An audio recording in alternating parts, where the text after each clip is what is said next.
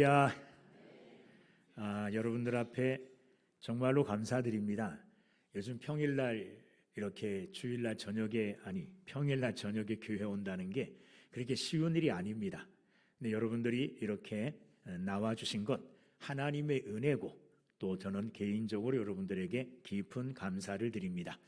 아주 오래 전에 들은 얘기인데 어떤 얘기를 들었느냐 하면 어떤 교회에서 이 신실한 장로님, 이 신실하다고 말할 때에는 사람들이 보기에 신실하다는 겁니다. 좋은 직장을 가졌고 교회 출석 잘하고 있고 그리고 교회에서 성가대도 하고 있고 이런 신실하신 장로님이었는데 이 장로님이 갑자기 이제 어떤 큰 병을 앓게 되어서 돌아가실 때가 되어서 자녀들에게 유언을 하는데 어떤 유언을 하느냐 하면 얘들아, 내가 만약에 죽거든 우리 고향에 거기 뒷산에 보면은 절이 하나 있는데 그 절 앞에 이제 이 햇빛이 잘 드는 양지 바른 곳이 있는데 바로 거기다가 나를 묻어달라는 거예요. 많은 사람들이 생각하기에 장로님이 이제 신앙생활 하다가 이 장로님이 이제 하나님께 부름을 받았으면은 좀 신앙적인 유언을 해야 되잖아요. 근데 이때까지 믿었던 그 믿음을 다 내버리는 절간 앞에 묻어달라는 거예요. 그 사람들이 생각하기에 저 사람이 믿음이 있었는가 이렇게 이제 의심하게 된 겁니다. 그게 무슨 말이냐 하면 이 장로님은 그냥 평범하게 교회 생활을 잘한 거예요. 그러나 교회 생활은 잘했지만은 거듭남이 없었어요. 개인적으로 예수 그리스도를 진짜로 내 구주로 영접하는 이 개인적인 거듭남, 개인적인 영접함이 없었고 그냥 교회 생활만 형식적으로 해온 겁니다. 형식적으로. 그런데 형식적으로 교회 생활해 오는 그것이 모든 성도들에게는 야, 훌륭한 성도다, 훌륭한 집사님, 훌륭한 장로님이다 이렇게 사람들에게는 인정을 받았어요. 그런데 그 믿음이 하나님께는 인정을 못 받았어요. 그래서 마지막에는 그가 가지고 있었던 그 믿음이 마지막에 이렇게 들통이 났는데, 이렇게 드러났는데 그 드러난 믿음이 뭐냐 하면 진짜로 예수를 믿는 믿음은 없었고 그냥 교회만 다니는 사람이었다. 이게 마지막 순간에 드러났다는 겁니다. 여러분은 지금 당장 죽어도 하나님 앞에 갈 수 있는 이 믿음의 확신이 있습니까? 근데 여러분들이 가지고 있는 그 믿음이라고 하는 것이 진짜 믿음. 어느 나라에 내가 이제 외국 여행을 가느라고 어떤 나라에 들어가려면 여권을 가지고 들어가야 되잖아요. 그렇죠? 확인을 받고. 그런데 그 여권 중에 만약에 위조된 여권이 있다면 그 나라에 그 여권 가지고는 못 들어가죠. 우리가 하나님 나라 들어갈 때 여권이라고 할 수 있는 것, 하나님께서 하나님 나라 들어가려고 하는 여러분들에게, 하나님 나라 앞에 선 여러분들에게 너 뭐 가지고 너 하나님 나라 지금 들어가려고 그러는데 뭐 여권 같은 거 뭐 들어갈 수 있는 뭐 표 있는 거 보여봐. 우리가 보일 수 있는 게 뭐 있겠어요? 주님, 내 믿음, 나는 뭐 아무 공로 없고 나는 아무 행한 것 없지만 예수님이 나를 위하여 십자가에 죽으시고 예수님이 나를 위하여 피 흘리시고 그리고 그 피 흘리심에 내가 동참함으로 내 죄가 사하여졌고 예수님이 3일 만에 부활하심으로 나도 그 부활함의 새 생명에 동참하게 되었습니다. 예수 그리스도의 믿음을 내가 가지고 있습니다. 나를 보지 마시고 내 안에 있는 예수님을 믿는 그 믿음 보시고 이 믿음이 내 여권입니다. 하나님 나라에 들여보내주세요. 그런데 하나님이 가만히 보니까 그 믿음이 가짜 믿음일 수 있을까요? 없을까요? 있어요.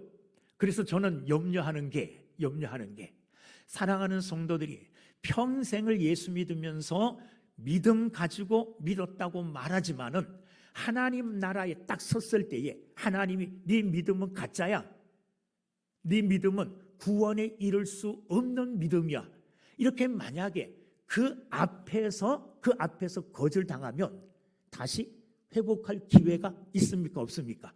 없잖아요. 하나님 나 잠깐만 다시 세상에 나가서 믿고 다시 올게요. 진짜 믿음 가지고 올게요. 그럴 수 없어요. 거기서 그냥 결판 나는 거예요. 진짜 믿음이면, 하나님이 인정해 주시는 참 믿음이면 천국 들어갈 것이요, 내가 믿음이라고 생각하고 살아왔는데 내가 가지고 있었던 그 믿음이 가짜 믿음이었다면, 구원받을 수 없는 그런 믿음이었다면 그 앞에서 거절당하는 거예요. 천국에 못 들어가는 거예요. 그때 가서 후회해도 아무런 소용이 없습니다. 그래서 우리는 하나님 나라 가기 전에, 우리가 하나님 나라 앞에 서기 전에 진짜 이 세상 사는 동안에 내가 가진 이 믿음이 신실한 믿음인가, 구원받을 만한 믿음인가. 오늘 이 야고보서를 이제 우리가 읽었는데, 이 야고보서의 특징이 뭐냐 하면, 야고보서에 신약 성경에 보면 서신서들이 21권이 있습니다. 여러 사도들이 서신서를 썼는데 그 서신서를 쓴 사람 중에 대표적인 사람이 사도 바울이죠. 사람마다 다 강조하는 특색이 있어요. 사도 바울은 뭘 강조했습니까? 믿음으로 의롭게 된다. 구원은 믿음으로 얻는다. 이것을 사도 바울은 강조했습니다. 그래서 의롭게 되는 것이 내 공로로 되는 것이 아니라 하나님의 은혜로 되는 것이다. 하나님의 은혜는 믿음으로 말미암아 하나님의 은혜로 우리가 구원받는 것이다. 이걸 강조하는 거죠. 그래서 의인은 오직 믿음으로 살리라. 사도 바울은 그것을 강조했습니다. 베드로 사도는, 이 베드로가 보내는 서신을 보면 베드로는 소망에 관해서 아주 큰 강조를 합니다. 핍박과 환난 가운데서도 우리가 이 핍박과 환난을 이겨낼 수 있는 길은 우리의 산 소망 되시는 예수 그리스도를 든든히 붙잡는 것이다. 예수 그리스도가 우리의 산 소망이다. 이렇게 소망에 대하여 강조를 했습니다. 사도 요한은 무엇을 강조했을까요? 요한복음과 요한 1, 2, 3서를 보면 사도 요한은 사랑을 강조했습니다. 사랑을. 그래서 이 사랑의 사도라고 불릴 정도로 요한 사도는 그 말씀들을 통해서 사랑을 굉장히 많이 강조했습니다. 오늘 우리가 읽은 이 야고보서는 야고보가 기록한 건데, 이 야고보는 예수님의 동생입니다. 예수님의 동생인 이 야고보가 이 야고보서를 기록했는데, 이 야고보서를 기록하면서 야고보가 이 야고보서를 통해서 강조한 게 뭐냐 하면 행함을 강조한 겁니다. 행함. 아무리 믿음이 좋다고 말해도 그 믿음이 행함이 없는 믿음이라면 그 믿음은 아무런 소용이 없다. 여러분도 믿음 있다고 말하잖아요. 저도 가끔 내 믿음이 진짜 구원받을 수 있는 믿음인가? 요즘 저는 새로운 또 영적 세계에 한 걸음 더 나간 것 같은 이런 느낌을 받아요. 어떤 느낌을 받느냐 하면 제 믿음을 처음부터 다시 점검하면서 새롭게 해 나가고 있어요.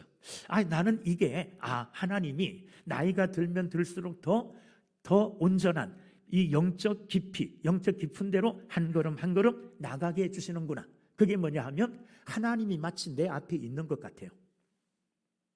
하나님이 마치 내 앞에, 하나님 앞에 살아가는 것처럼 항상 하나님 앞에서의 삶을 살려고 하고, 옆에 하나님이 안 계시는데 하나님이 계시는 것 같은. 지지난주인가 저희 교회에서 제가 이 에녹에 대한 설교를 했는데 300년 동안 에녹이 하나님과 동행했죠. 그런데 에녹이 300년 동안 하나님과 동행하면서 어떻게 동행했을 것 같습니까? 그냥 가정에서 그냥 평범한 일상적인 삶을 살면서 하나님과 동행했거든요. 가정에서 아내와 사랑을 나누고 자식을 낳으면서 하나님과 동행했어요. 하나님과 함께했다는 말이에요. 저도 요즘 그런 것들을 굉장히 그냥 이렇게 의식이 되고 그게 그냥 저절로 느껴지다시피 하는 삶을 살아요. 난 이게 하나님의 큰 은혜라고 생각이 되어집니다. 아무리 내 믿음이 좋다고 해도 내가 생각하는 이 믿음이 하나님 나라에 들어갈 수 없는 믿음이라면 내가 가진 이 믿음은 아무런 소용이 없는 그런 믿음이 아니겠습니까? 어떤 사람이 이런 우스갯소리를 해요. 어느 교회에 장로님이 한 분 계셨는데 이분은 그냥 대충 하시는 장로님이었어요. 그런 분들 여기는 안 계시죠? 장로라는 지금 직분은 갖고 있었지만은 신실하게 장로의 직분을 감당하지 못하고 좀 부족한 면이 많이 있었던 이런 분이에요. 근데 이분이 갑자기 심장이 아파가지고 병원에 갑자기 입원하게 됐습니다. 갑자기. 자, 그래서 갑자기 장로님이 병원에 입원했다는 소식을 듣고 목사님 달려갔어요. 그래, 장로님 어떻게 됐습니까? 그랬더니 검사 이제 다 마치고 의사 선생님이 내가 검사받은 그것을 가지고 이제 와서 결과를 가르쳐 줄 거예요. 지금 기다리고 있습니다. 이 목사님이 그 장로님을 위로하면서 장로님 위해서 기도도 해주고 막 그랬어요. 원장 의사 선생님이 오셨어요. 그리고는 그 장로님 이 검사한 차트를 쭉 보면서, 그리고 또 그 장로님의 얼굴도 보고 뭐 진찰기도 하고 입도 벌려보고 그리고 눈도 이렇게 벌려보고 이렇게 했어요. 그러다가 갑자기 뭐라 그러냐면 옆에 있는 간호사한테 뭐 김 간호사 누구 간호사님 빨리 가서 장의사 좀 불러오라고. 장의사 불러오라는 이 말에 이 장로님 깜짝 놀랐습니다. 야, 나 죽나 보다. 내 장례 준비하려고 장의사 오라 그러나 보다. 그리고는 갑작스럽게 이때까지 못한 게 생각이 나지 않잖아요. 신앙생활 제대로 못했잖아요. 목사님 그럼 메모지하고 볼펜 좀 빨리 갖고 오세요. 목사님 갖다 드렸어요. 목사님 제가 이때까지 믿음생활 신앙생활 잘 못해가지고 한꺼번에 한번 하려고 합니다. 그리고 거기다가 이제 적는 거예요. 목사님 내가 이만큼 헌금할게요. 그리고 일자 적어놓고 동그라미 기어 나가요. 1, 10, 100, 1000, 만, 10만, 100만, 1000만, 억까지 동그라미를 쳤어요. 그리고 목사님 내가 부족하지만 이때까지 못한 것 한꺼번에 이렇게 하겠습니다 하고 헌금 작정을 딱 했어요. 한참 후에 이제 간호사가 장의사를 데리고 왔어요. 근데 젊은 의사인데 성이 장씨였나 봐요. 장의사가 오긴 했어요. 그러자 이 장로님이 얼굴이 확 바뀌면서 목사님 잠깐만 다시 동그라미 하나만 지웁시다. 다른 사람들한테도 헌금할 기회를 줘야 되지 않습니까? 그리고는 사정을 하더라는 거예요. 이 장로님은 사실 자신이 신실하게 믿는 바대로 행하며 살아오지는 못했기 때문에 마지막 하나님 나라 갈 때 되니까 한꺼번에 다 하려고 생각하는데, 여러분 믿음은 한꺼번에 다 할 수 있는 게 아니에요. 예? 배고프다고 해서 하루에 1년치 밥을 다 먹을 수 없는 거잖아요. 믿음은 진짜로 이렇게 한꺼번에 이렇게 벼락이 치듯이 이렇게 오는 게 아니에요. D.L. 무디가 그렇게 기도했대요. 하나님 나한테 믿음을 주시옵소서. 이렇게 기도해놓고 하나님이 내가 기도한 대로 믿음을 주실 터인데 갑자기 벼락이 치듯이 쾅 하고 내게 믿음을 주시겠지 하고 믿음이 오기를 기다리고 있었어요. 아무리 기다려도 믿음이 안 오는 거예요. 그러다가 성경을 읽다가 어디를 읽었느냐? 믿음은 들음에서 나고 들음은 그리스도의 말씀으로 말미암느니라. 믿음은 벼락이 치듯이 한꺼번에 갑자기 쏟아지는 게 아니고 믿음은 들으면서, 믿음은 서서히 믿음은 들음으로 서서히 내게 생기는구나. 그때부터 이 D.L. 무디 목사님이 성경을 열심히 읽었대요. 성경을 읽는 가운데 믿음이 생기고, 성경을 읽는 가운데 믿음이 견고해지고, 성경을 읽는 가운데 믿음이 강하여졌다는 겁니다. 여러분, 믿음은요 어느 날 갑자기 찾아올 수 있는 그런 것이 아닙니다. 우리의 믿음은 신실한 믿음은 시간의 흐름에 따라 차곡차곡 쌓여지고, 시간의 흐름에 따라 내게 그렇게 하나님이 주어진다는 것 우리는 알아야 될 줄로 믿습니다. 물론 아까 장의사 얘기하고 이거는 좀 우스갯소리로 한 거예요. 그러나 그게 우리들의 현실일 수 있습니다. 우리는 급하면 하나님을 찾아요. 급하면 하나님을 찾아가지고 이때까지 하지 못한 것을 한꺼번에 그냥 쏟아놓으면 될 줄 알아요. 그러나 그렇지 않습니다. 믿음은 한순간에 하루아침에 다가올 수도 있지만, 그러나 그 믿음이 자라는 것은 서서히 곡식이 자라듯이, 키가 자라듯이 그렇게 자란다는 것을 여러분 믿으시기를 주의 이름으로 축원합니다. 행함이 없는 믿음, 이런 믿음은 아무런 유익이 없고 아무런 일도 없다는 것을 우리는 알아야 됩니다. 사도 바울은 그래서 고린도후서 13장 5절 말씀에서 이렇게 말합니다. 너희가 믿음에 있는가? 너희 자신을 시험하고 너희 자신을 확증하라. 사도 바울이 이렇게 말했어요. 너 믿음 있느냐? 너 믿음 있는가? 그것을 네가 스스로 한번 시험해봐라. 그리고 너의 자신을 그 믿음 있다는 것으로 너 확신을 가질 수 있느냐, 확증할 수 있느냐, 이렇게 물어봤어요. 여러분, 지금 여러분들이 가지고 있는 그 믿음을 여러분이 한번 시험해 본 적이 있습니까? 내가 지금 믿음 있다고 말하고 내가 가지고 있는 이 믿음이 진짜로 나를 구원할 만한 능력 있는 믿음인가? 어떻게 한번 시험해 보셨어요? 그래서 시험에 통과해서 나는 이제 이 믿음이야 하고 확실히 붙들고 흔들리지 아니하는 믿음 가운데 서 있습니까? 저도 어렸을 때부터 믿었잖아요. 그죠? 저 어머니 뱃속에서부터 교회 다녔던 사람이에요. 어머니 아주 어렸을 때부터 교회를 다녔어요. 그런데 교회는 다녔지만 믿지는 않았어요. 예수님과 나하고 무슨 관계 있는 줄도 몰랐어요. 그런데 주일학교 교사하면서 아이들을 가리키려고 공과 공부하다가 예수님을 진짜로 만났어요. 그리고 무릎 꿇고 주님을 영접했어요. 그때부터 저는 새로 태어났어요. 그때부터 내 믿음은 달라지기 시작했어요. 자, 그런데 그렇게 믿음의 확신을 가지고 거듭났다고 생각한 게 아주 수십 년 전이에요. 나는 확실히 믿어. 내 믿음은 진짜 믿음이야. 구원 얻는 믿음이야. 이렇게 확신하고 살아왔는데 요 근래에 다시 한번 또 그 문제에 대해서 내가 고민하게 됐어요. 내가 믿는 이 믿음이 진짜 믿음인가? 다시 처음으로 돌아가서 내 믿음의 확증, 내 믿음을 한번 시험해야 되겠다. 내가 진짜 믿는 믿음인가?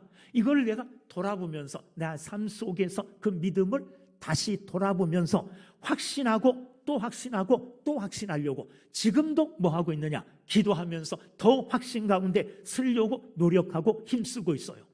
여러분, 그냥 지나가는 말로 하지 말고 이게 내 문제라고 생각하고, 내 어떤 문제냐? 내가 영원히 죽고 사는 문제라고 생각하고 내 믿음이 진짜 믿음인가?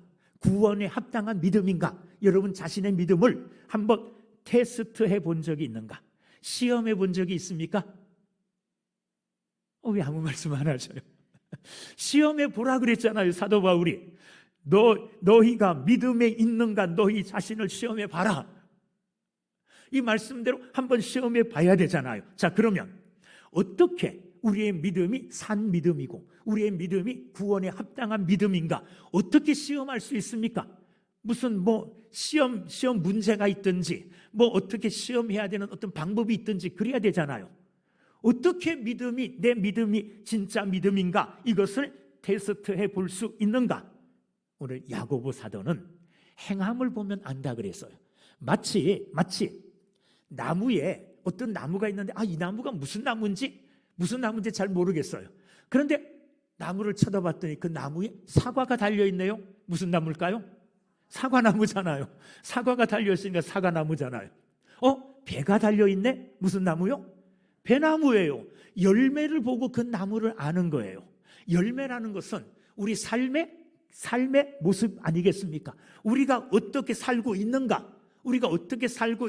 이 삶을 보면, 어떻게 행하고 있는가를 보면 내가 어떤 나무인가? 죽은 나무인가? 살아있는 나무인가?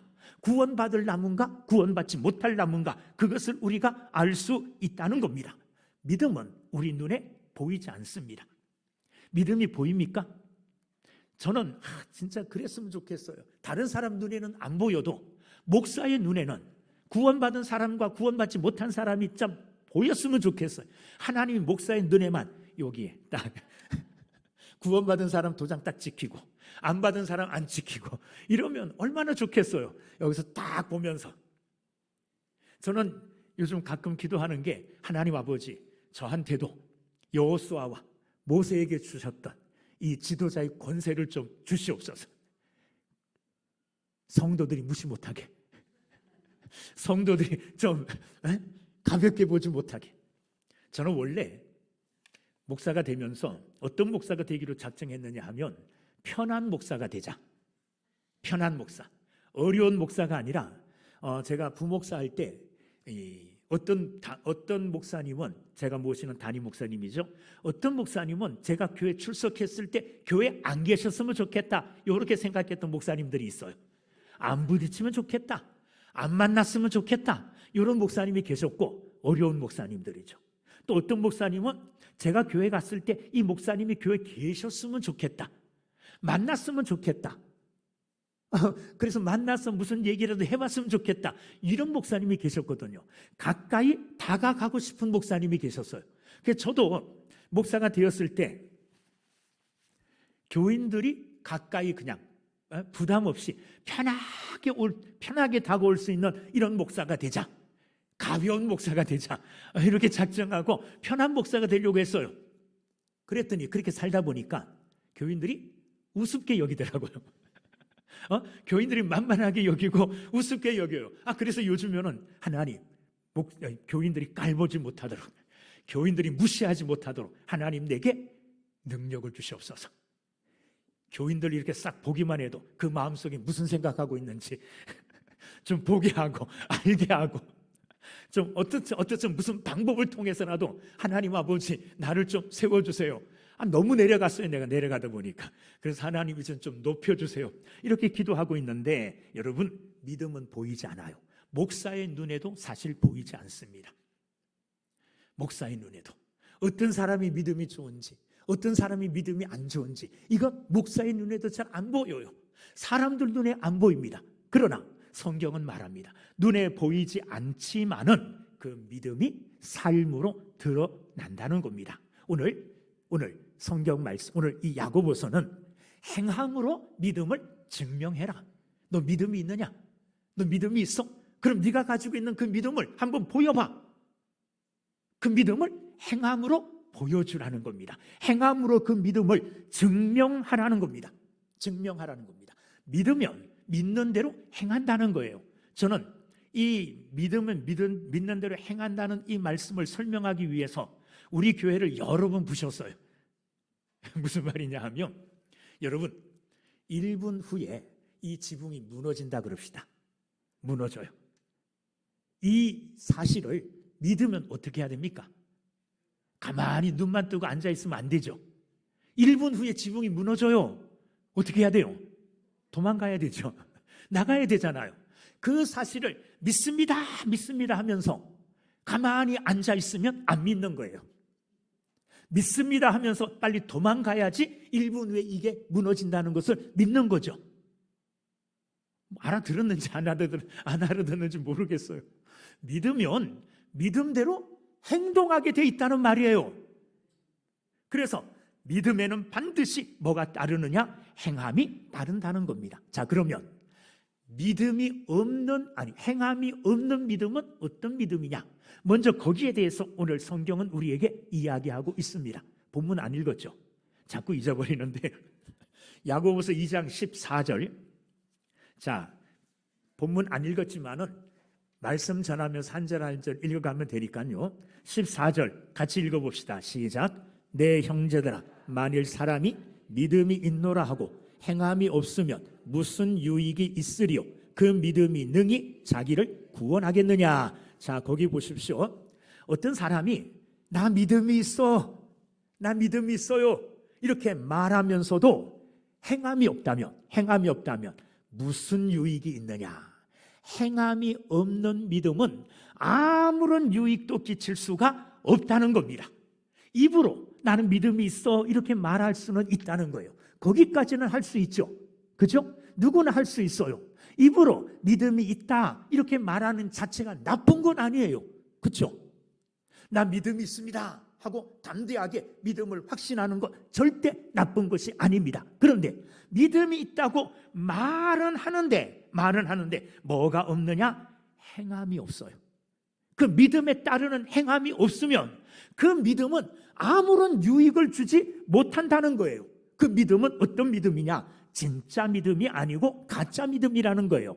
14절 다시 보면 그 믿음이 능히 자기를 구원하겠느냐? 여러분, 믿음이 우리에게 끼치는 가장 유익한 것은 뭡니까? 구원이잖아요. 그죠? 믿음이 내게 주는 가장 큰 유익은 구원이에요. 구원. 그런데 행함이 없는 그 믿음은 내게 구원을 준다는 거예요? 못 준다는 거예요? 못 준대잖아요. 14절. 그 믿음이 능히 자기를 구원하겠느냐? 구원하지 못한다는 겁니다. 구원하지 못한다는 거예요. 예수님도 마태복음 7장 21절 말씀에 나더러 주여 주여 하는 자마다 천국에 다 들어갈 것이 아니요 다만 하늘에 계신 내 아버지의 뜻대로 행하는 자라야 들어가리라. 주여 주여 한다는 말은 다른 말로 바꾸면 믿습니다 믿습니다 하는 거라고 같죠. 주여 주여 믿습니다 믿습니다. 그런데 믿습니다 믿습니다 하는 거로, 주여 주여 하는 거로 하나님 나라에 못 들어간다는 거예요. 어떻게 해야 들어간대요? 내 아버지의 뜻대로 행하는 자라야 천국에 들어갈 수 있다는 겁니다.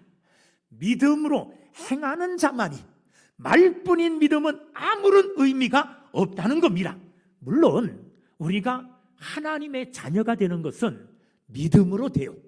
내가 아무리 착한 일을 하고 아무리 좋은 일, 성경 말씀을 다 이렇게 지켜 행하더라도 믿음이 없으면 그 행함으로는 구원 못 받죠.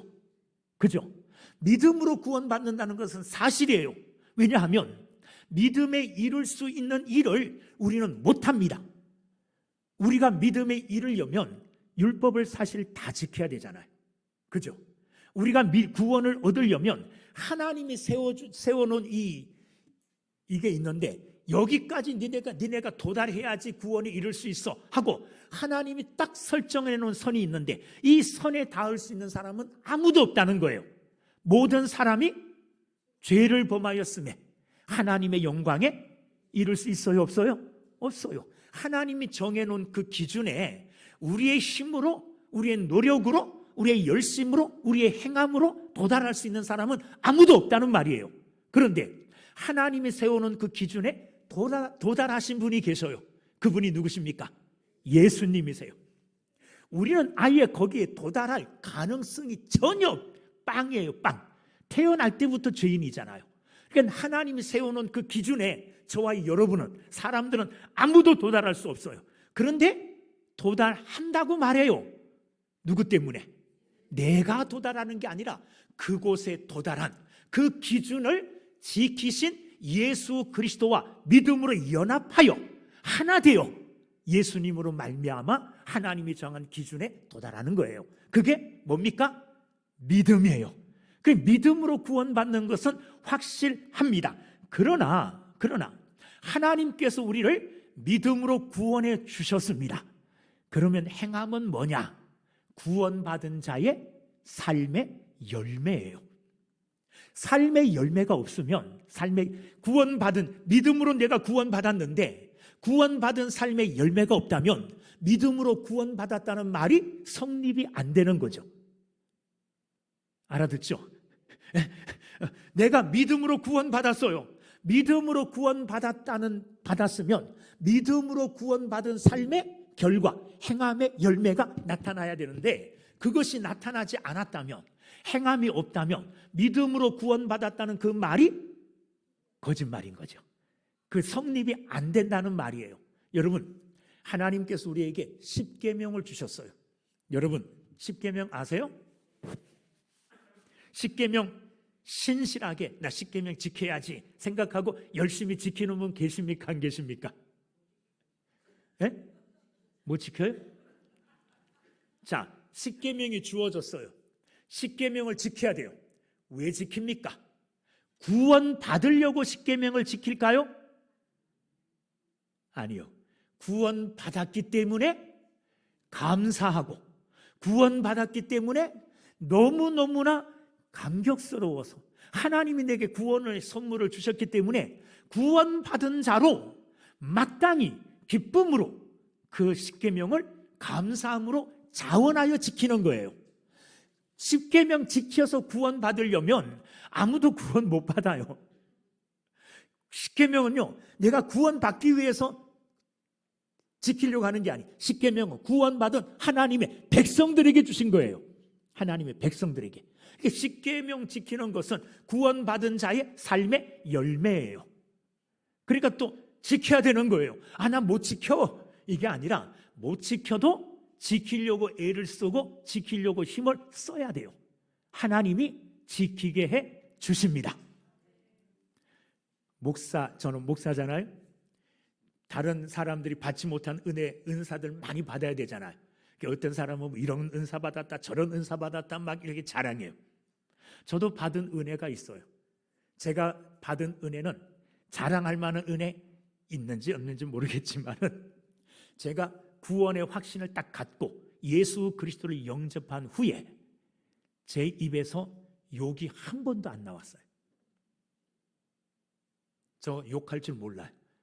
무슨 말이냐면 누가 한 말을 흉내도 못 냅니다. 욕은. 그때부터 제 입에서 욕이 싹 사라졌어요.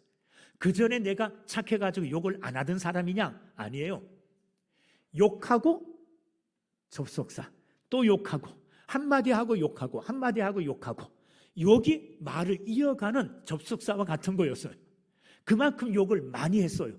그런데 은혜 받고 내가 예수 그리스도를 영접한 후에는 이 욕이 거짓말처럼 사라졌어요. 할렐루야. 저는 이 은혜가 목사들이 흔히 병 고치는 은사 받았던 것보다 난 더 큰 은혜로 생각해요.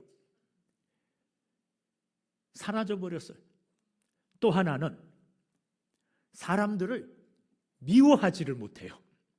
이 원수 같은 사람들인데 우리 교회에서도 원수 같은 사람들이 있어요. 주변의 친구들 중에도 원수 같은 사람들, 쳐다보기도 싫은 사람들, 저 사람은 안 만나야 되겠다, 아주 갈라서야 되겠다, 이렇게 생각한 사람도 있어요. 그래서 저 사람 내가 미워해야지 하고 작정하고 미워하려고 막 다짐하고 결심했는데도 그거 얼마 안 가요. 금방 풀어져요. 사람을 작정하고 미워할 수가 없어요. 저는 이거 하나님이 내게 주신 은혜라고 생각해요. 구원받았기 때문에 구원받은 사람으로 하나님이 내게 이렇게 나를 그냥 강제적으로 변화시켜 주셨어요. 여러분, 믿음으로 행하는 것, 나 못 행해. 십계명에 나온 거짓말하지 말라 그랬는데 나 거짓말 안 하고 못 살아 하게 되는, 네, 은혜 받으면요 이게 됩니다. 믿음대로 행할 수 있게 되어져요. 그러므로 구원받았으면 하나님이 주시는 은혜를 받고 하나님이 주시는 구원의 믿음을 소유했으면 그 믿음에 합당한 삶으로 살아야 돼요. 그래야지 그 믿음이 우리에게 뭐 주시느냐 하면 유익을 주게 된다는 말이에요. 유익을. 여러분들에게 유익이 되는 믿음을 가져야죠. 나 믿음이 있어. 그런데 내가 가지고 있는 이 믿음이 내게 아무런 유익도 주지 못한다면 여러분, 그 믿음은 소용이 없는 믿음이잖아요. 말뿐인 믿음, 행함이 없는 믿음, 이런 믿음으로는 아무것도 할 수 없어요. 나를 구원할 수 없습니다. 나를 구원할 수 없고 내게 유익이 안 될 뿐만 아니라 다른 사람들에게도 유익을 못 줍니다. 내 믿음으로.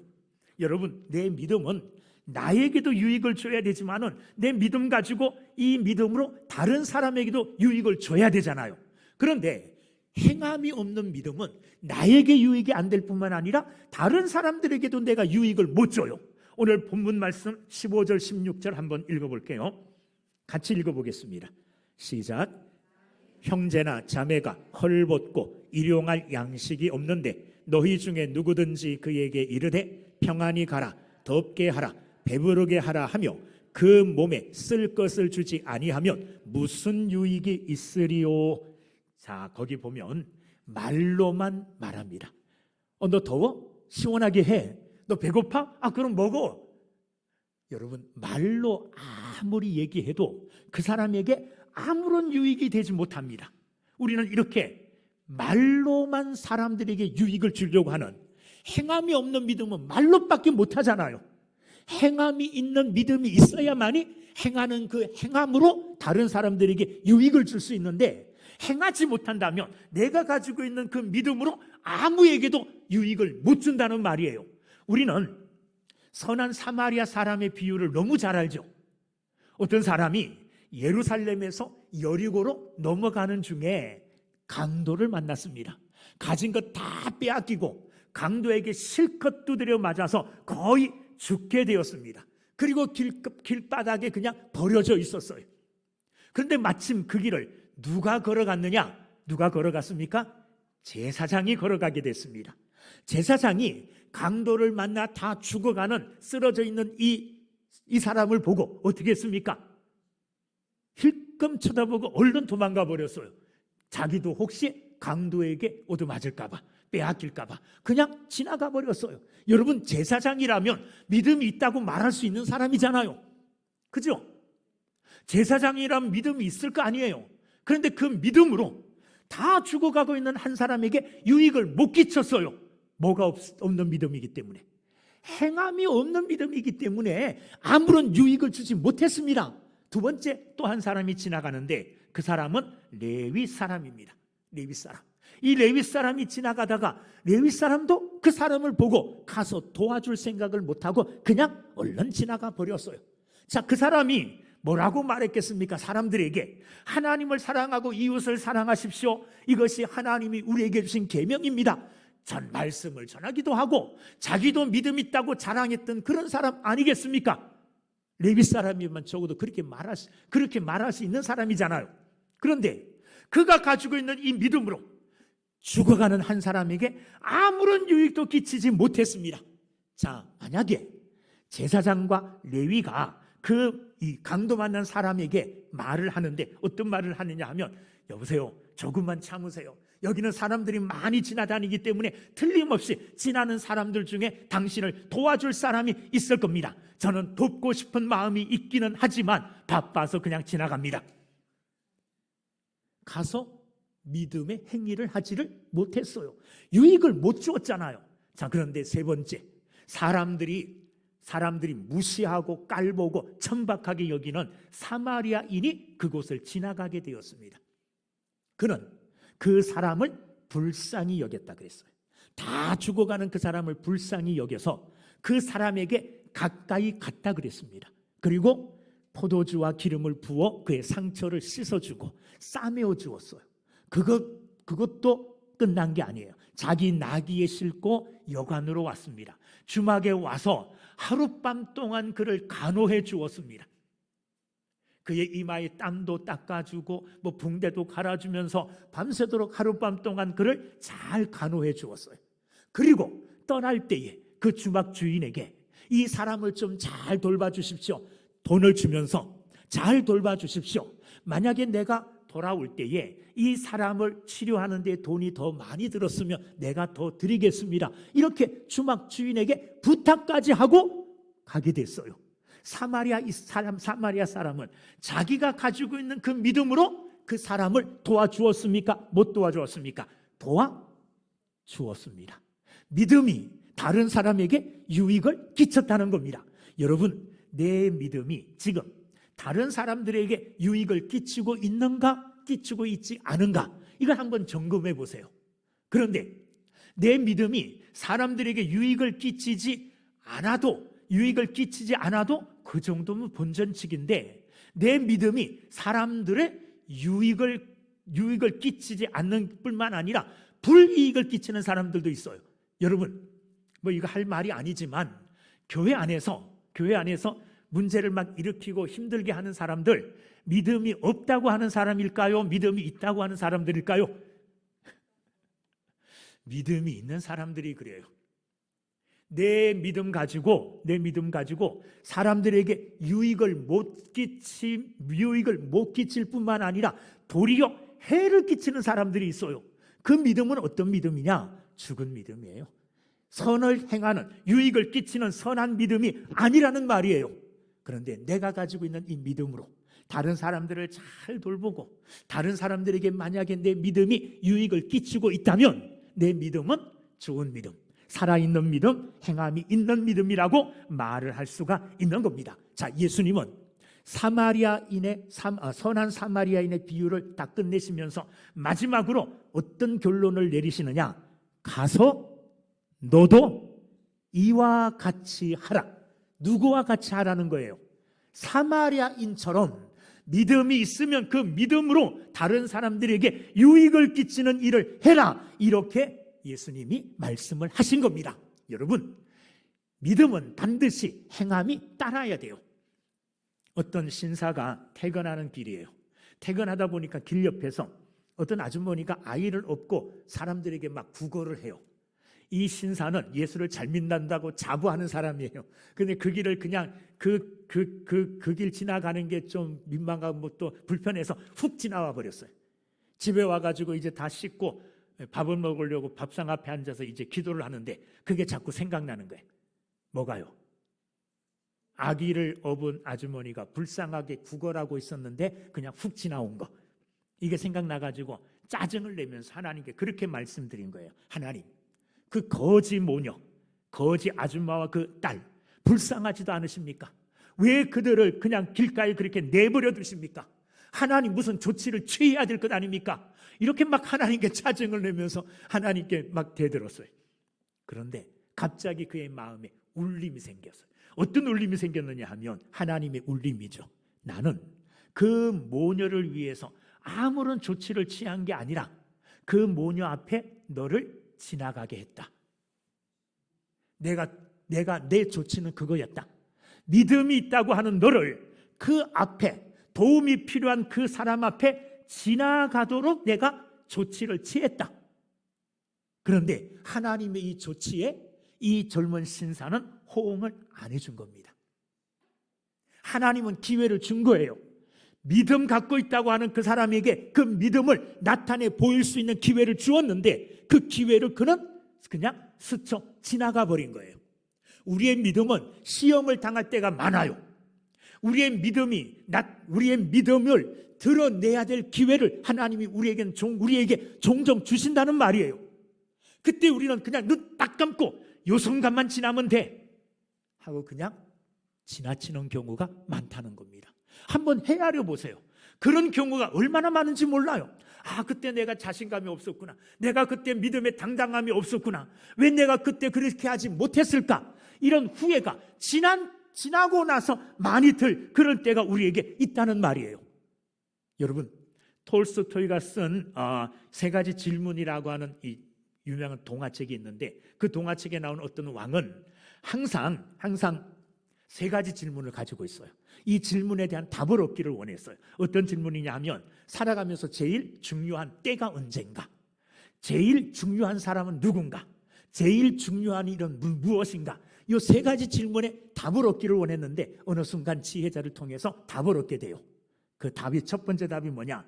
살아가면서 제일 중요한 때가 언젠가? 이 질문에 대하여 살아가면서 가장 중요한 때는 바로 지금이다. 그러면 제일 중요한 사람은 누구냐? 제일 중요한 사람은 지금 만나고 있는 그 사람이다. 그러면 제일 중요한 일은 뭐냐? 지금 만나고 있는 그 사람에게 선을 행하고 그 사람에게 선으로 대하는 것이다. 이렇게 답을 얻게 된 것입니다. 여러분, 그래요. 우리 삶에 있어서 가장 중요한 때는 바로 지금입니다. 가장 중요한 사람은 누구냐 하면 바로 지금 내가 만나는 사람이에요. 가장 중요한 일은 뭐냐 하면 내가 지금 만나고 있는 그 사람에게 최선을 다하는 거예요. 그 사람에게 나의 믿음을 행함으로 보여주는 것, 이것보다 더 중요한 일은 없다고 생각이 되어집니다. 여러분, 믿음은 말로만 하는 것이 아닙니다. 믿음은 행함으로 하는 것입니다. 행함으로 여러분들의 믿음을 보일 수 있게 되기를 주의 이름으로 축원합니다. 행함이 없는 믿음은 나에게도 유익이 안 되고 다른 사람에게도 유익을 끼치지 못한다는 사실을 우리는 명심해야 될 줄로 믿습니다. 세 번째, 행함이 없는 믿음은 어떤 믿음이냐? 죽은 믿음입니다. 17절 말씀 오늘 읽어보겠습니다. 본문 시작. 이와 같이 행함이 없는 믿음은 그 자체가 죽은 것이라. 행함이 없는 믿음은 뭐한 믿음이다? 죽은 믿음이다. 죽은 믿음이기 때문에 아무런 결과도 가져오지 못해요. 겉으로 보기에는 똑같을 줄 몰라요. 그러나 그 안을 보면 똑같지 않습니다. 여기 씨앗이 두 개 있어요. 한 씨앗은 살아있는 씨앗이에요. 또 한 씨앗은 삶아가지고 죽여버렸어요. 그 안에 있는 생명력을 죽여버렸어요. 겉으로 보기에는 똑같은 씨앗인데 두 씨앗을 땅에 심었어요. 죽어있는 씨앗은 어떡할까요? 그냥 썩어 없어버려요. 살아있는 씨앗은, 생명이 있는 씨앗은 어떡하죠? 자라나는 줄로 믿습니다. 내 믿음이 살아있는 믿음이라면 그 믿음에 열매가 맺히게 돼 있어요. 그 믿음이 역사하게 되어 있다는 말이에요. 그러나 죽어있는 믿음은 아무것도 하지 못해요. 죽어있는 믿음은 아무것도 할 수 없다는 것을 우리는 알아야 됩니다. 자, 말씀 26절, 2장 26절에 보면 영혼 없는 몸이 죽은 것 같이 행함이 없는 믿음은 죽은 것이니라. 죽은, 행함이 없는 믿음이 죽은 믿음이라는 것을 뭐로 설명하느냐? 영혼이 없는 몸이 죽은 것 같이. 여러분, 죽음이란 뭘까요? 죽음이란, 우리가 흔히 일반적으로 세상 사람들이 생각하는 죽음은 죽어 사라져 소멸되는 것처럼 생각되죠. 근데 성경적인 죽음은 소멸되는 게 죽음이 아니에요. 성경적인 죽음은 분리입니다. 분리. 처음에 아담과 하와가 하나님의 말씀을 불순종하고 죽었죠. 정령 죽으리라 그랬잖아요. 그죠? 그래서 에덴 동산에서 쫓겨났어요. 자, 그들의 육체는 살아있는데 하나님이 정령 죽으리라 그랬으니까 그들은 죽었을 거 아니에요. 뭐가 죽었습니까? 영혼이 영적으로 죽음 상태예요. 영적 죽음이 있어요. 영적 죽음. 두 번째는 육체적 죽음이에요. 영적 죽음은 하나님과의 분리잖아요. 에덴 동산에서 쫓겨남으로 하나님과 분리됐어요. 하나님과 분리됨으로 영적 죽음 상태에 이르는 겁니다. 육체적 죽음은 어떤 분리냐 하면 육체와 영혼이 뭐 되는 거예요? 분리되는 거예요. 육체와 영혼이. 육체 속에 영혼이 담겨 있을 때는 살아있어요. 살아있잖아. 육체가 살아있잖아. 근데 육체의 죽음을 다른 말로 표현하면 육체와 영혼의 분리예요. 분리되는 순간 육체는 아무것도 아닌 게 되는 거예요. 육체는 금방 살아계실 때까지 어머니, 할머니, 아버지 막 이렇게 부르고 막 이렇게 오르만지고 막 이러다가 숨이 딱 끊어지죠. 영혼이 떠나죠. 그럼 어떻게 합니까? 같이 우리 가운데 둡니까? 저쪽으로 밀어놓잖아요. 냉동실에 집어넣고. 그리고 어떻게 합니까? 화장대에서 화장하고. 그리고 어떻게 합니까? 땅에 갖다 묻고. 그냥 인간 취급 아니잖아요. 그냥 육체, 영혼 떠난 육체는 아무것도 아닌 거예요. 아무것도 아닌 거예요. 마치 행함이 없는 믿음은 그와 같다는 거예요. 영혼이 없는 몸과 같다는 거예요. 영혼이 없는 몸. 자, 여러분들의 믿음이 행함이 없는 믿음이면 죽은 믿음이에요. 아무런 것도 그곳에서 나올 수가 없어요. 어떤 역사를 일으킬 수도 없고 어떤 일을 행할 수도 없고 아무것도 할 수 없는 그런 것이 되어진다는 겁니다. 여러분, 행함이 없는 믿음은 죽은 믿음과 같다. 영혼이 없는 그냥 영혼이 떠난 육체, 시체와 같다. 그렇게 생각하시면 딱 맞아요. 아무것도 행할 수 없어요. 죽은 자가 뭐 하겠습니까? 아무것도 행할 수 없잖아요. 18절 말씀에 보면 행함이 없는 믿음은 보여주지를 못합니다. 보여줄 수가 없어요. 자, 18절 한번 읽어보겠습니다. 시작.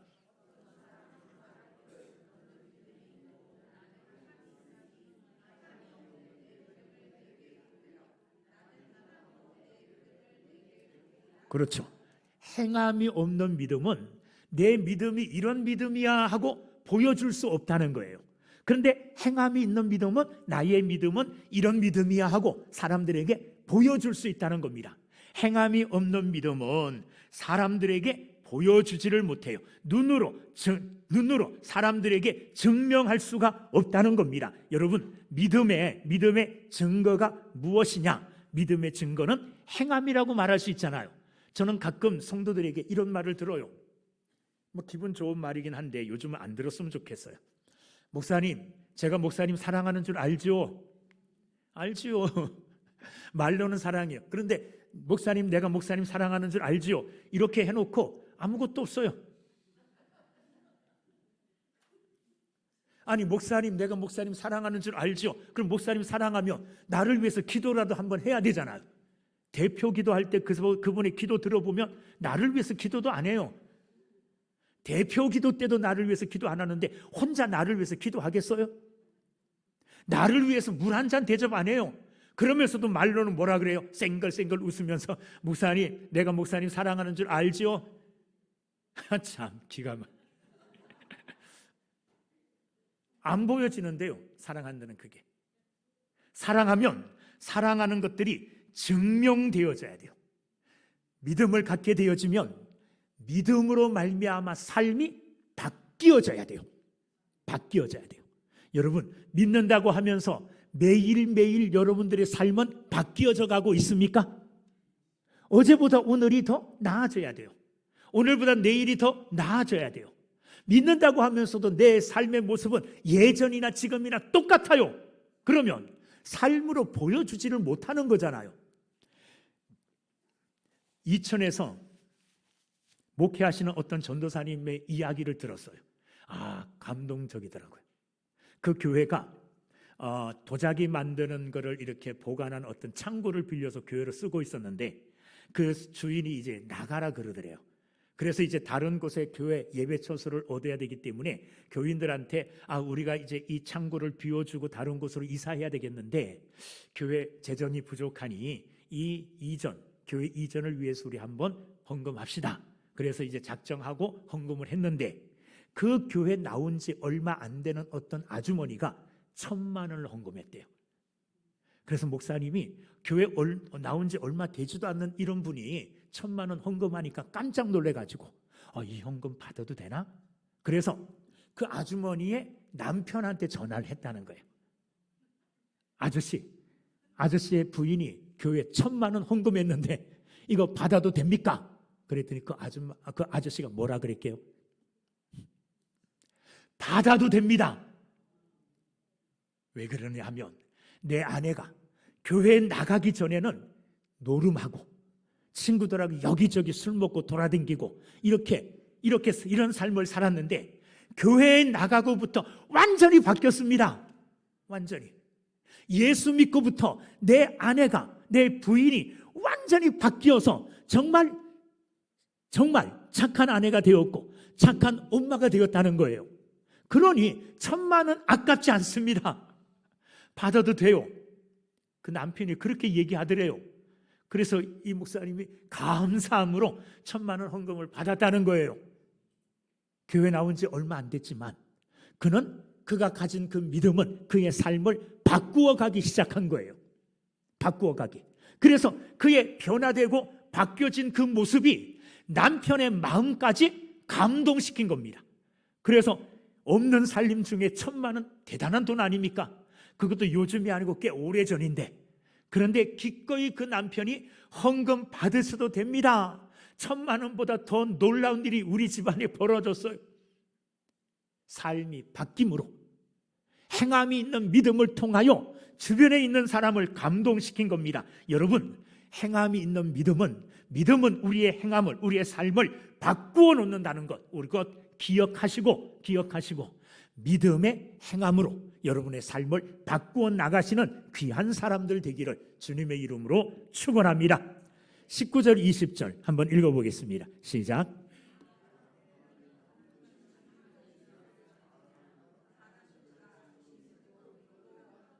네, 자 됐습니다. 돌림으로 읽었는데 돌림 노래 아시죠? 누가 먼저 읽고 뒤따라가면서 읽고 어쨌든 읽었는데 19절부터 20절까지의 말씀은 무슨 말이냐 하면 귀신들의 믿음에 대해서 얘기해요. 귀신들이 믿음이 있을까요? 없을까요? 네? 귀신들 믿음이 있을까요? 없을까요? 오늘 성경을 보니까 귀신들도 믿는데요. 믿음이 있대요. 어떤 믿음이 있습니까? 19절 내가 하나님은 한 분이신 줄을 믿느냐? 잘하는도다. 귀신들도 믿고 떠느니라. 귀신들도 하나님이 있는 줄, 하나님이 계시는 줄, 한 분이신 줄 귀신들도 믿는다 그랬어요. 지식적인 믿음을 갖고 있어요. 하나님이 어떤 분인지 알고 있어요. 예수님이 하나님의 아들이라는 것 귀신들이 알까요? 모를까요? 알고 믿고 있어요. 그리고 거기 보면 한 분이신 줄 알고 믿고 귀신들도 믿고 그 다음에 뭐 한다 그랬습니까? 떠느니라. 떤다는 말은 감정적이에요. 감정으로도 하나님이 계신다는 것을 인정하는 거예요. 무서워하고 떨어요. 자, 그런데 아는 것과 감정적으로 있다는 것 막 느껴요. 하나님이 한 분이고 예수님이 하나님의 아들이고 감정적으로도 인정을 해요. 감정적으로도 표현을 한다는 거예요. 그런데 이런 귀신의 믿음으로 구원받을 수 있습니까? 없습니까? 없죠. 귀신들은 구원 못 받아요. 왜 구원을 못 받을까요? 왜 구원을 못 받을까요? 귀신들은 하나님에 대해서 알기는 알아요. 예수님이 하나님의 아들이라는 것도 알아요. 그리고 감정적으로도 표현을 해요. 막 두려워서 막 떨어요. 그런데 뭐가 없느냐? 하나님을 신뢰하는 결단의 믿음이 없어요. 하나님을 신뢰하고 하나님께 자기 자신을 전적으로 맡기는 이런 결단하는 믿음이 없다는 거예요. 올바른 믿음은, 능력 있는 믿음, 참 믿음은 아는 것으로 그치지 않아요. 감정적으로 동의하는 것으로 그치지 않아요. 의지적으로 결단하고 행하는 것으로 그 믿음이 결정되어지는 줄로 믿습니다. 저는 이 말씀 통해서 우리 많은 사람들이 도전을 받아야 돼요. 무슨 도전이냐 하면, 많은 사람들이 귀신이 가지고 있는 믿음밖에 안 갖고 있는 사람들이 많아요. 하나님에 대해서 알기는 알아요. 예수님에 대해서 알기도 알아요. 그리고 때로는 하나님을 두려워하기도 해요. 뭐 어떤 잘못을 저질렀으면 하나님이 이 잘못에 대해서 혹시 뭐 하면 어떡하나. 아주 극단적으로 단적인 예를 들면, 주일날 빠지고 등산을 갔어요. 등산 가면서 내내 마음속으로 무슨 걱정해요? 내가 주일 빠지고 등산 가니까 하나님이 혹시 미끄러뜨려서 다리 부러뜨리는 것 아닌가, 이런 걱정하잖아요.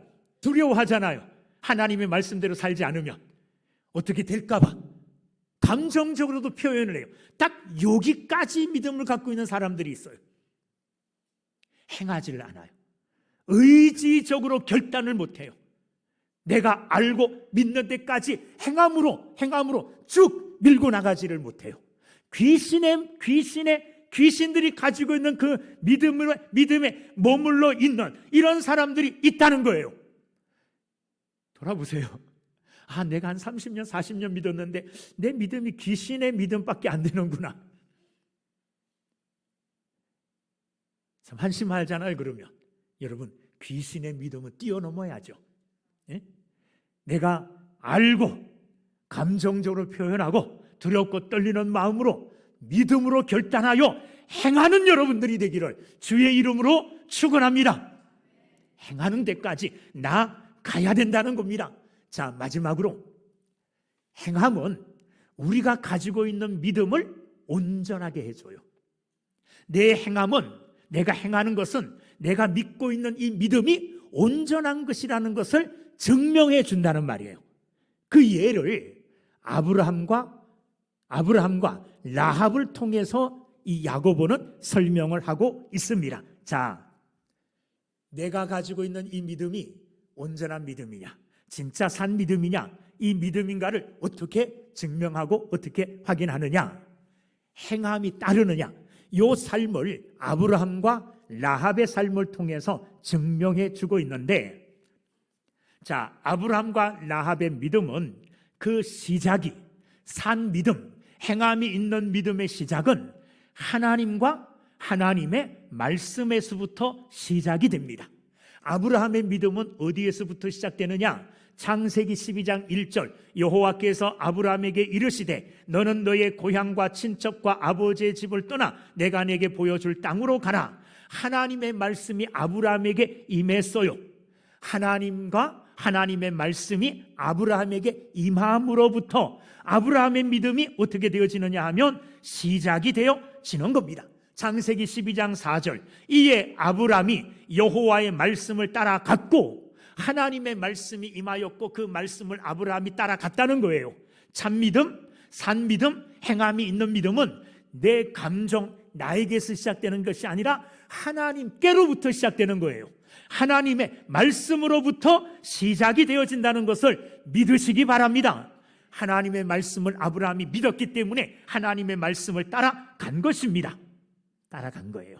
자, 그 다음에 창세기 15장을 보면 이후에 여호와의 말씀이 환상 중에 아브라함에게 임하여 이르시되 아브라함아 두려워하지 말라. 나는 내 방패요 너의 지극히 큰 상급이니라. 그러면서 15장 2절부터 쭉 아브라함에게 앞으로 주실 축복에 대하여 말씀을 해 주십니다. 그리고 15장 6절 축복의 말씀을 쭉 해 주신 후에 15장 6절에서 뭐라고 말씀하시느냐? 아브라함이 여호와를 믿으니 여호와께서 이를 그의 의로 여기시고 그랬어요. 아브라함이 여호와를 뭐 했더니?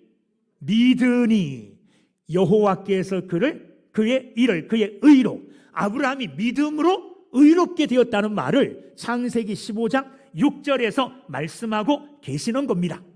자, 아브라함에게 하나님의 말씀이 임하였고 하나님의 말씀이 임한 그것으로 말미암아 믿고 따라감으로 아브라함의 믿음은 하나님으로부터 하나님의 말씀으로부터 시작이 된 것입니다. 라합의 믿음도 마찬가지입니다. 여러분, 라합이 누굽니까? 여리고 성에 있었던 기생이잖아요. 이스라엘 백성들 중에 2명의 정탐꾼이 여리고성을 정탐하러 가요. 정탐하러 가서 기생 라합의 집에 머물렀을 때에 사람들이, 군사들이 그들을 잡으러 옵니다. 그때 라합이 어떡합니까? 라합이 그들을 옥상에 올려서 옥상에 데려다가 3대 다발로 그들을 이렇게 싹 덮어줘요. 그들을 이렇게 숨겨주죠. 자, 그때 숨겨주는 그 과정에서 여호수아 2장 9절에서 라합이 정탐꾼들에게 이런 말을 합니다. 말하되 여호와께서 이 땅을 너희에게 주신 줄을 내가 아노라. 우리가 너희를 심히 두려워하고 이 땅 주민들이 다 너희 앞에서 간담이 녹나니 이는 너희가 애굽에서 나올 때에 여호와께서 너희 앞에서 홍해물을 마르게 하신 일과 너희가 요단 저쪽에 있는 아모리 사람의 2왕 시혼과 옥에게 행한 일 곧 그들을 전멸시킨 일을 우리가 들었습니다. 기생 라합이 갑자기 믿음이 생겨가지고 그들을 막 숨겨준 게 아니라 라합은 이미 이스라엘 백성들에 관한 소문, 그들 가운데 계시는 하나님의 소문, 하나님이 어떻게 그들을 인도하시고 그들을 어떻게 섭리하시는가, 이 모든 것들을 이미 라합은 뭐 했습니까? 들어서 알고 있었어요. 하나님에 관한 들음이 먼저예요. 듣고 들음으로 그에게도 믿음이 생기고 그 믿음 가지고 정탐꾼들을 숨겨지게 되었다는 겁니다. 여러분, 라합도 하나님의 말씀으로부터 하나님에 관한 지식으로부터 그 믿음이 시작된다는 겁니다. 오늘 우리의 믿음도 내 믿음이 살아있는 믿음, 행함이 있는 믿음, 역사하는 믿음이라면 내 믿음의 출발점은 어디에서 돼야 되느냐? 성경 말씀으로부터 돼야 돼요. 하나님으로부터 돼야 된다는 겁니다. 나는 믿음을 가졌는데 무슨 소설책을 보다가 무슨 연속극을 보다가 이거 아니에요. 내 믿음의 출발점은 어디입니까? 하나님의 말씀이에요. 하나님의 말씀. 하나님의 말씀은요, 내 감정이 막 바뀌어도, 내 상황이 막 바뀌어도 하나님의 말씀은 안 바뀌어요. 하나님의 말씀은 변함없어요. 그러므로 나의 믿음의 출발점이 하나님의 말씀이라면 내 믿음은 흔들리지 않습니다. 내 믿음의 출발이 하나님과 하나님의 말씀으로부터 출발된 믿음이라면 그 믿음은 살아있는 믿음이요, 그 믿음은 구원을 이루어가는 믿음인 줄로 믿습니다. 살아있는 믿음은 그 시작이 살아있는 하나님과 살아계시는 하나님의 말씀으로부터 시작되어집니다. 그리고 그 믿음은, 살아있는 믿음은 반드시 행함으로 말미암아 그 믿음이 증명이 돼요. 행함으로 말미암아 그 믿음이 온전하게 되어진다는 겁니다. 자, 그것이 아브라함과 라합을 통해서 증명이 되어진다는 겁니다. 야고보서 2장 22절, 오늘 본문 22절 함께 읽겠습니다. 시작. 내가 보거니와 믿음이 그의 행함과 함께 일하고 행함으로 믿음이 온전하게 되었느니라. 거기 보면 믿음이 그의 행함과 함께 일하고 행함으로 믿음이 온전하게 된다. 믿음 있는 행함이 내가 가지고 있는 믿음을 온전하게 증명해 준다는 말이에요. 자, 어떻게 증명해 주느냐? 야고보서 2장 21절. 우리 조상 아브라함이 그 아들 이삭을 제단에 바칠 때에 행함으로 의롭다 하심을 받은 것이 아니냐. 지금 야고보 사도는 아브라함이 행함으로 의롭게 되었다고 말하죠. 21절에 그렇게 말하잖아요. 그런데 사도 바울은 뭐라고 말합니까? 믿음으로 의롭게 되었다고 말하잖아요. 사도 바울이 말하는 게 맞습니까? 야고보가 말하는 게 맞습니까? 네? 둘 중에 어떤 게 맞아요? 둘 다 맞는다고 해야죠. 정말 잘 알고 계시네요. 둘 다 맞아요. 둘 다 맞아요. 자, 사도 바울은 믿음으로 구원받는다 그랬어요. 행함으로 구원받을 수 없고 믿음으로 구원받는다 그랬는데 이 믿음이 강조된 겁니다. 이 로마서에 말하는 사도 바울의 믿음을 루터는 너무 좋아했어요. 그래서 이 루터는 믿음으로 구원받는다. 믿음으로 구원받는다. 그래서 야고보서를 읽으면서 이 루터가 무슨 말 했느냐 하면 이 야고보서는 지푸라기 같은 복음서다. 지푸라기 같은 말씀이다. 서신서다. 이렇게 야고보서를 낮추었어요. 야고보서를 깔봤어요. 무시했어요. 자, 그러자 칼빈이 루터의 이 말에 대하여 뭐라고 답변을 했느냐? 루터는 성경을 끝까지 다 읽어보지도 않고 말한 것이다. 성경을 다 읽어봐라. 성경을 다 읽어보면 행함으로 구원받는다는 말도 맞는다. 믿음으로만 구원받는다는 말이 아니라 행함으로도 구원받는다는 말이 맞는다. 이렇게 이야기하고 있다는 겁니다. 자, 보십시오. 창세기 15장에 아까도 말씀을 드렸지만 이 창세기 15장은 하나님께서 아브라함에게 나타나셔서 축복, 앞으로 이런 일들이 일어날 것이라는 축복의 말씀을 아브라함에게 해 주셨을 때에 그 하나님의 말씀을 아브라함이 뭐 했어요? 아까 읽었던 창세기 15장 6절에 그 하나님의 말씀을 믿었어요. 그러므로 이 믿음으로 말미암아 하나님께서 그를 의롭게 여겨주신 거예요. 아직 아브라함이 하나님께 이삭을 바치기 전이에요. 그러니까 하나님의 축복의 말씀을 듣고 하나님이 그 말씀을 듣고 그 말씀을 믿는 아브라함에게 그 믿는 믿음을 보시고 그를 의롭게 해주셨다는 말이에요. 그러니까 아브라함이 믿음으로 의롭게 되긴 했죠. 자, 그런데 그러니까 아까 21장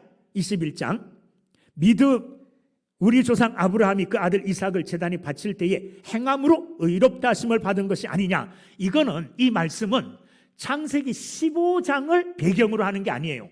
창세기 22장을 배경으로 하는 겁니다. 창세기 22장 12절 사자가 이르되 그 아이에게 내 손을 대지 말라.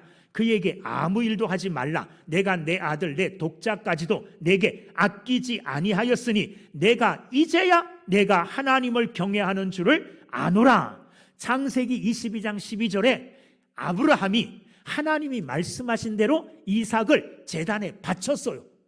제단에 제물로 바쳤어요.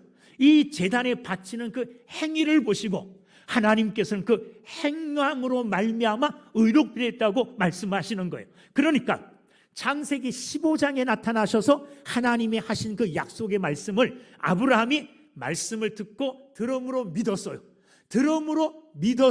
들었고 믿음으로 의롭게 되었네. 믿음으로 의롭게 된 이 믿음을 아브라함이 자기 아들 이삭을 제단에 바침으로 그때 믿었던 그 믿음을 자기가 이삭을 제단에 바치는 그 행함으로 그 믿음을 온전하게 했다는 거예요.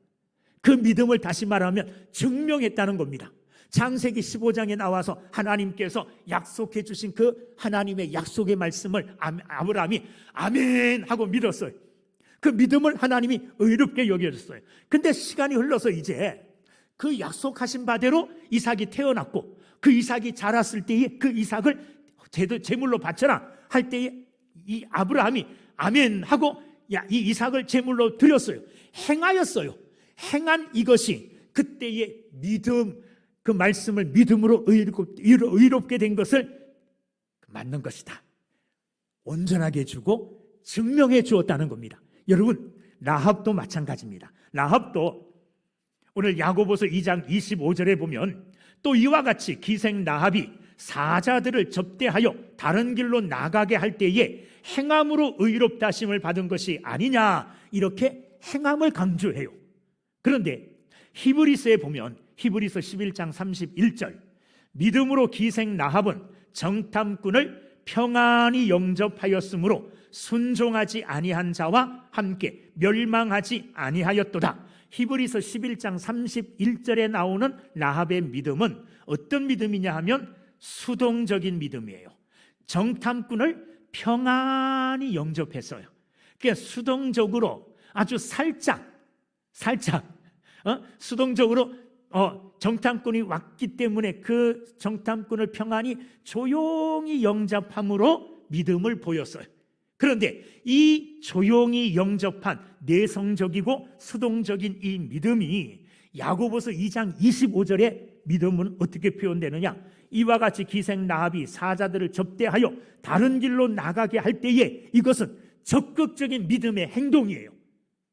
이 사자들을 감추었다가 숨겨두었다가 몰래 뒤로 빼돌릴 때에 만약에 들키기라도 하면 라합이 죽을까요? 안 죽을까요? 죽을 수 있죠. 그러니까 죽음을 불사한 위험을 무릅쓴 행동이에요. 믿음의 행동이에요.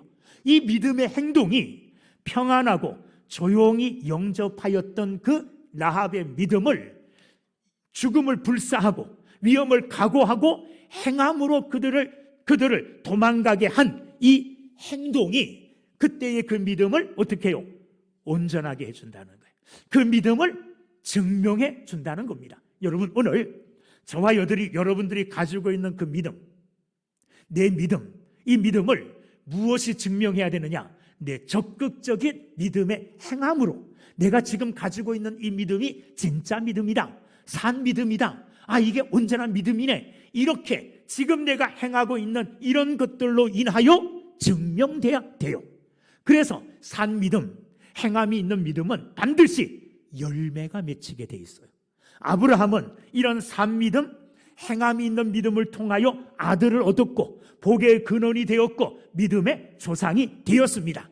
라합 또한 위험을 무릅쓰고 정탐꾼들을 다른 길로 돌아가게 했던 적극적인 행함이 있는 이 믿음으로 말미암아 여리고성에서 구원함을 받았고, 구원함을 받았을 뿐만 아니라 예수님의 조상이 되는 데까지 축복을 받았습니다.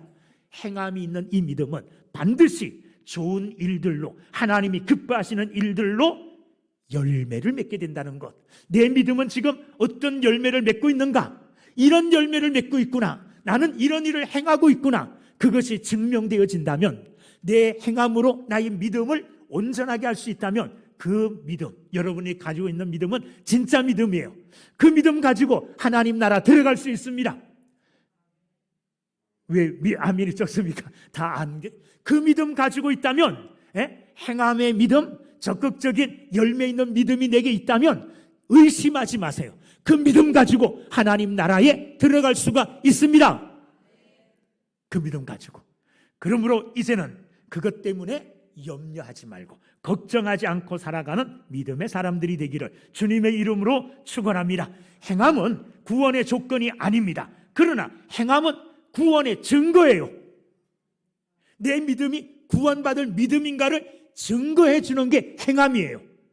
행함 자체로 구원받는 건 아니지만 내게 이런 행함이 있다는 것은 내가 구원받았음의 증거고 내가 구원받았음을 증명한다는 것을 확신하시고 구원받은 사람으로 행하는 믿음, 열매 맺는 믿음을 가지고 살아가는 저와 여러분들이 다 되기를 주님의 이름으로 축원합니다.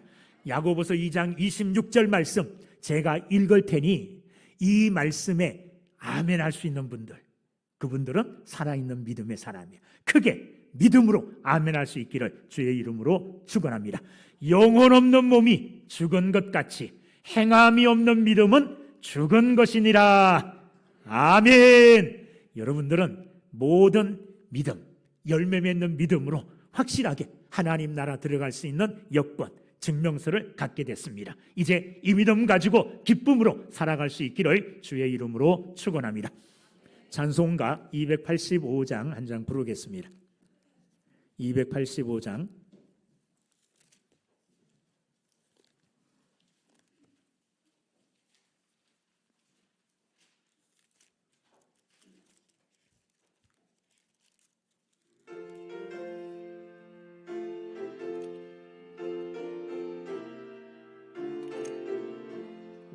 주의 말씀 받은 그날 참 기쁘고 복되도다. 이 기쁜 맘 못 이겨서 온 세상에 전하노라. 기쁜 날 주 나의 죄 다 씻은 날 늘 깨어서 기도하고 늘 기쁘게 살아가리. 기쁜 날 주 나의 죄 다 씻은 날 이 좋은 날 내 천한 몸 새 사람이 되었으니 이 몸과 마 다 바쳐서 영광의 주를 섬기리. 기쁜 날 주 나의 죄 다 씻은 날 늘 깨어서 기도하고 늘 기쁘게 살아가리. 기쁜 날 주 나의 죄 다 씻은 날 새 사람 된 그날부터 평안한 마 늘 있어서 이 복된 말 전하는 일 나의 본분 삼았도다. 기쁜 날 주 나의 죄 다 씻은 날 늘 깨어서 기도하고 늘 기쁘게 살아가리. 기쁜 날 주 나의 죄 다 씻은 날. 아멘.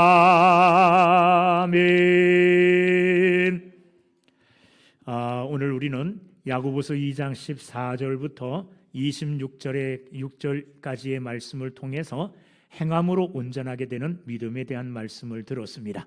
이제 이 들은 말씀에 대해서 우리가 기도함으로 응답할 시간입니다. 오늘 이 시간은 단순한 기도가 아니라 우리의 믿음을 새롭게 하는, 우리의 믿음을 산 믿음으로 새롭게 하는 귀한 시간입니다.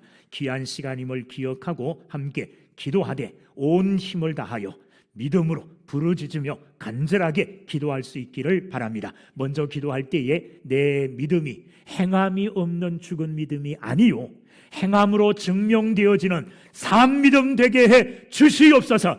구원에 이를 수 있는 믿음이 되게 하여 주시옵소서. 말만 하는 자가 아니라 결단하고 행하는 자가 되어서 믿음의 결실을 이루는 자가 되게 하여 주시옵소서. 함께 통성으로 기도합니다.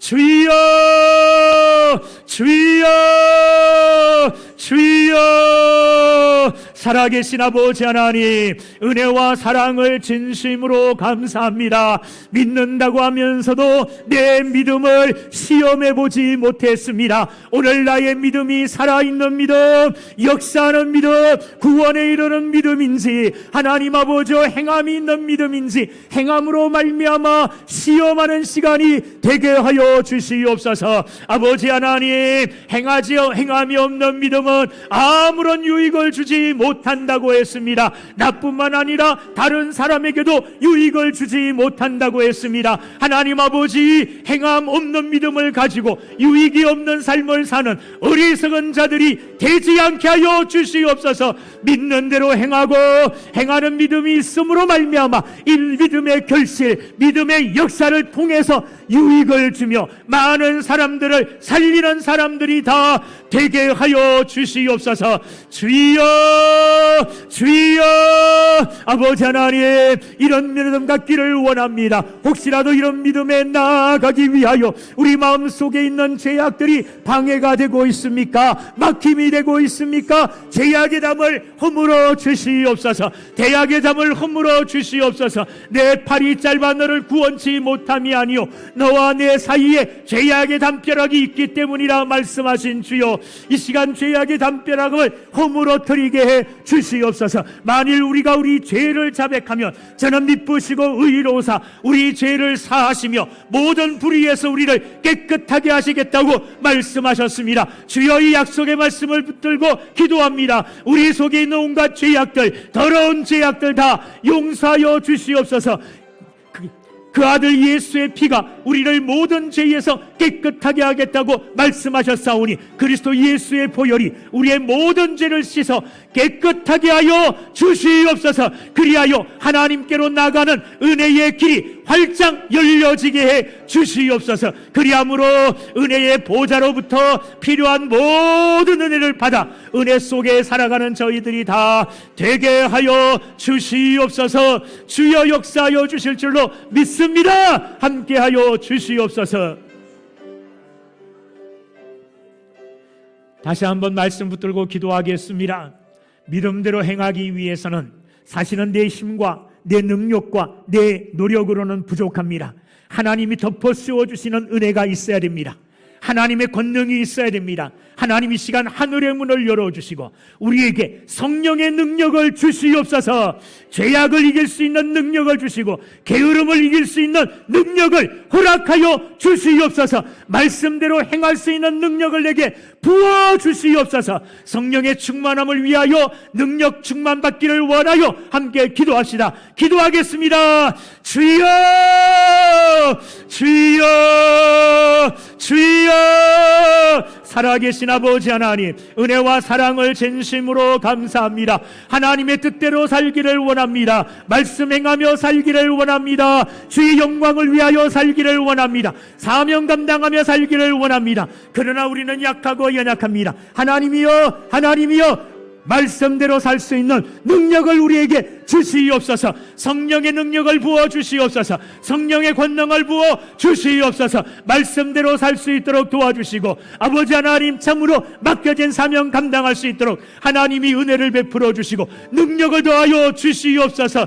오 주여 주여, 행할 수 있는 믿음, 행할 수 있는 능력 허락하여 주시옵소서. 마음은 원이로되 육신이 약하여 넘어지고 흠답니다. 하나님이 우리에게 육신의 연약함을 이길 수 있는 강건한 능력을 허락하여 주시옵소서. 성령의 권능을 부어 주시옵소서. 그리하여 성령의 권능으로 말미암아, 성령의 능력으로 말미암아 이겨내게 하여 주시고 일어나 담대하게 주의 일들을 감당할 수 있는 사랑하는 성도들 다 되게 하여 주시옵소서. 감사 영광 하나님께 올립니다. 주여 주여, 역사하여 주시옵소서. 이 시간은 특별한 분들을 위해서 기도하겠습니다. 혹시라도 어디가 연약하여 아프신 분이 계십니까?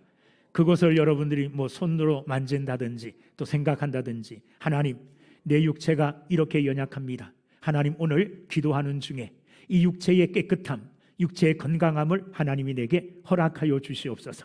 기적과 같은 역사가 일어나 기도 후에 뛰고 걷고 하나님을 찬양할 수 있도록 하나님이 내게 복을 주시옵소서. 또 여러 가지 문제들로 근심하고 있는 사람들이 있습니까? 문제가 꽉 사로잡혀서 사업이 잘 안 된다든지, 또한 지인들과 친구들이나 사랑하는 사람들과의 관계가 막혀서 그 관계의 일들로 고민하고 괴로워하는 사람들이 있습니까? 다른 여러 가지 문제들 여러분들 머릿속에 떠올리며 그 문제가 하나님의 은혜로 이 시간 해결되게 해 주시옵소서. 기도 후에 걱정 근심하고 있던 모든 것이 깨끗하게 해결되어 하나님께 영광 돌릴 수 있게 달라고 여러분 함께 기도하겠습니다. 연약한 부위를 기억하면서, 또한 여러분이 가지고 있는 문제를 기억하면서 하나님 앞에 이 문제의 해결을 위하여 담대하게 믿음으로 고백하겠습니다. 너는 내게 부르짖으라. 내가 내게 응답하겠고 내가 알지 못하는 크고 비밀한 일을 내게 보이리라. 성경 여러 곳에서 하나님은 기도하라고 우리에게 말씀하십니다. 여러분, 하나님이 우리에게 기도하라고 하시는 이유가 뭡니까? 응답해 주겠다는 거예요. 내가 응답해 줄 테니 기도하라는 거예요. 기도하라고 말씀하시는 이유는 기도 그냥 실컷 하고 맥 빠지고 그냥 허탕망쳐라 이게 아니에요. 응답해 주시려고 기도하라는 겁니다. 이 시간도 우리에게 기도하라 하십니다. 응답해 주시려고 기도하라 하십니다. 응답하여 주시옵소서. 함께 기도합시다. 주여! 주여! 주여!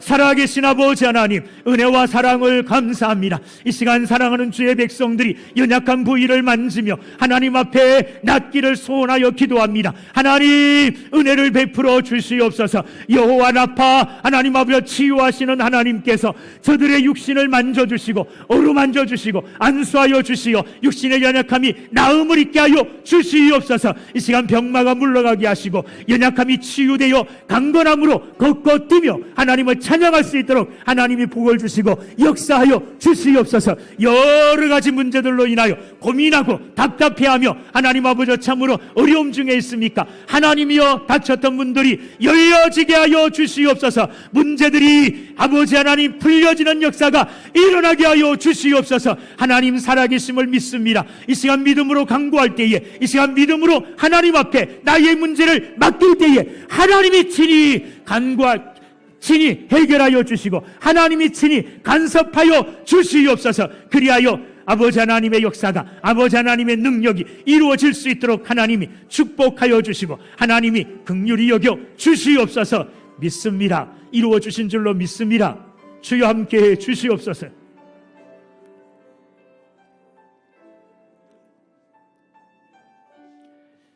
하나님 아버지, 세상에 우리를 흔드는 여러 가지 것들이 있습니다.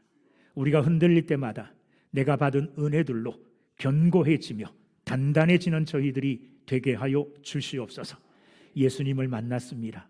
예수님을 만난 기쁨으로 끝나지 않고 예수님으로 말미암아 더 큰 은혜의 깊은 곳까지 갈 수 있는 저희들이 다 되게 하여 주시옵소서. 혹 내가 믿는다고 붙들고 있는 이 믿음이 혹시라도 죽은 믿음이 아닙니까? 혹시라도 구원하지 못하는 이런 믿음이 아닙니까? 이 시간 믿음을 점검할 수 있게 하시니 감사합니다. 행함이 있는 믿음으로, 믿음 있는 행함으로 내 믿음을 온전하게 할 수 있도록 도와 주시옵소서. 그리하여 구원에 대하여, 믿음에 대하여 흔들리지 않는 굳은 사람들이 다 되게 하여 주시옵소서. 이 믿음 가지고, 이 은혜 가지고 일평생 살아가는 저희들이 다 되게 하여 주시고 이 말씀의 은혜들로 신성교회가 더 부흥되며 신성교회가 더 든든해지는 놀라운 역사가 있게 하여 주시옵소서. 감사드리며 예수님의 이름으로 기도하옵나이다.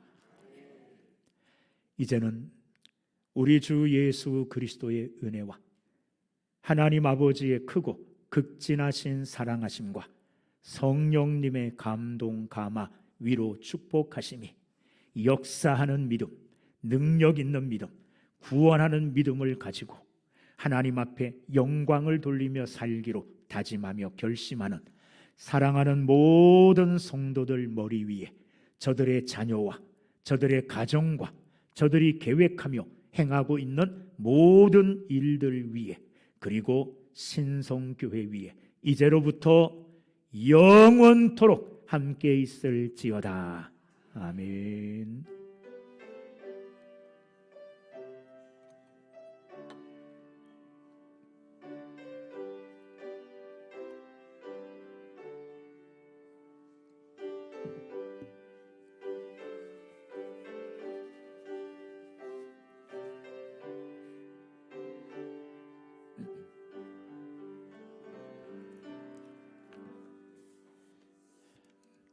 네, 여러분들 감사합니다. 심심하니까 여러분들을 위해서 박수 한번 치시고 저를 위해서 박수 한번 치시고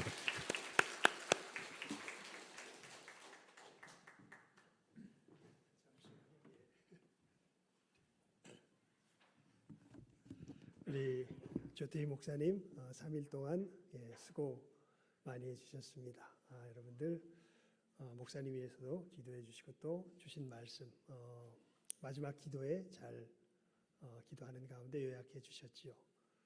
주시는 애 가운데 흔들리지 말고 받은 구원 속에서 또 더 풍성한 것으로, 특별히 목사님이 뭐 풍성한 곳으로만 기도하셨지만 그 둘째 날 하셨던 말씀 중에 떠나지 말라고 예, 떠나지 말라고 참 그 말씀이 깊이 남습니다. 있는 자리 속에서 더 풍성한 것으로 나아가면서 오늘 마지막 말씀이 여러분 우리가 믿음의 결단이 필요한 부분들이 분명히 있습니다. 이것이 나타나지 않으면 열매 맺는 믿음이 되지 못하는 거죠. 우리 주신 말씀 잘 기억하시고 또 이 귀한 말씀 들으신 우리 목사님께 다시 한번 감사의 박수로. 자, 우리 3일 동안 수고하신 여러분들도 우리 격려의 박수로 수고하셨습니다. 이상 이렇게 우리 부흥회를 마쳤습니다. 이제 다들 또 집으로 평안히 돌아가시고 또 혹시 남아서 기도하실 분들은 기도하시면 되겠습니다. 이상 마치겠습니다.